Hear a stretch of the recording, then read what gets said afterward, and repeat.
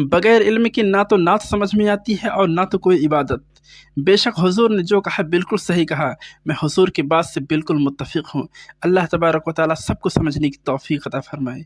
आइए पूरा बयान सुनते हैं क्या कह रहे हैं हुजूर।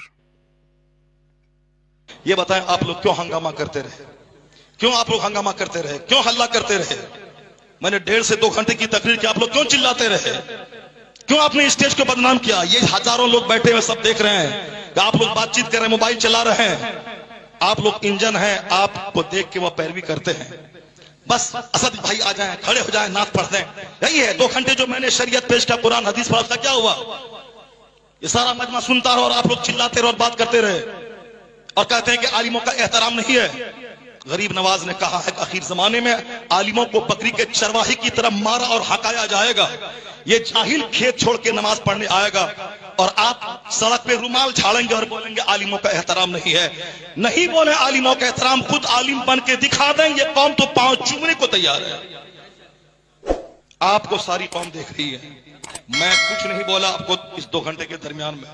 बहुत चिल्लाया आपने, बहुत बोला आपने, आपने जलसे के तकद्दुस को पामाल किया है आपने।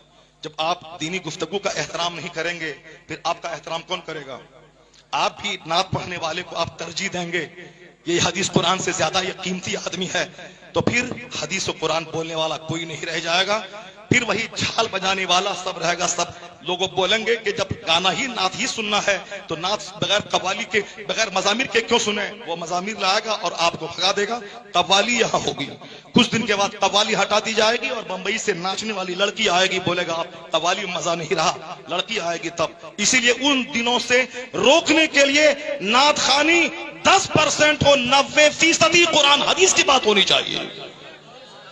और तुमसे भी मैं कहता हूं कि सिर्फ नात सुन के अगर तुम भाग गया तो फिर तो ये काफिर तुम्हें मारेंगे, काटेंगे, नोचेंगे, तुम्हारी लाशों को गिराएंगे। यही इस्लाम सिखाता है कि गाना गाएं। अगर तुम नात सुनने के बाद भागेगा, नात सुनना जरूरी नहीं है, कुरान सुनना जरूरी है, हदीस सुनना जरूरी है, बुजुर्गों की बात सुनना जरूरी है। और जो जरूरी है उसको बोलेगा जल्दी से खत्म करें, जल्दी से असद भाई को लाएं, जल्दी से नात सुने, फिर वो होगा। यहां तकरीर नहीं होगी, बंबई से रंडी आएगी और नाचेगी, वो काम हो जाएगा। इसलिए बर वक्त उसको रोकना होगा, बंद करना होगा। पीलीभीत इलाके में यहां उर्स की मजलिस में शेख चिल्ली आया और वो तबला बजा के सिर्फ लतीफा सुना के हंसाता रहा। मैंने कहा इसके जिम्मेदार वो कॉमेडी बोलने वाला मौलवी है। जब तुम कॉमेडी बोलेगा तो पब्लिक तो बोलेगी तुझसे अच्छी कॉमेडी तो शेख चिल्ली करता है। इसीलिए शेख चिल्ली को बुलाया। जब तुम कुरान हदीस बोलेगा तो शेख चिल्ली नहीं आएंगे, कव्वाल नहीं आएंगे, पब्लिक भी सुनेगी। जो जरूरी है उसको जरूरी समझिए, जो गलत है उसको गलत समझिए।